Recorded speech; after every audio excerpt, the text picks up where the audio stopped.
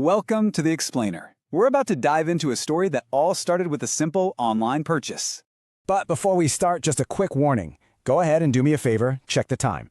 If it's 3:07 a.m., you should probably just stop this now. Seriously, you've been warned.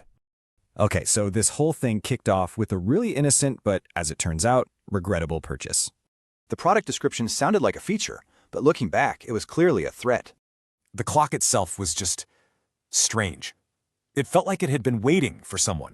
Of course, I had to press the one button it had, and this is the time that flashed up. That first night, I just jolted awake for no reason at all. The room was pitch black and silent. Then a beeping sound made me look over at the clock, and yup, this is where the problem starts. Now here's the impossible part.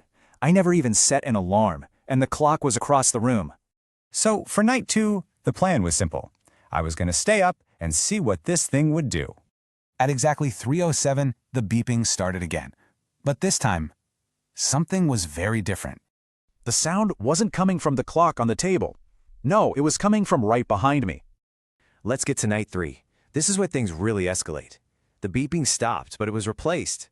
Instead of an alarm, 2 words just appeared on the screen. A simple, terrifying command. In a situation like this, you have 2 choices. You can guess which one I made. Yeah, I couldn't help it. I turned around. And this time, the room wasn't empty. There was a figure in my chair, just watching me. And the figure was holding something. The clock. But that's impossible. It was in my hand. Just as fast as it appeared, the figure vanished. The room was completely empty again. I looked down at the clock in my hand. It had a brand new message on the screen. I threw the clock in a drawer, unplugged. But the story doesn't end. The haunting wasn't in the clock. And of course, when I woke up, the time was exactly what I was afraid it would be.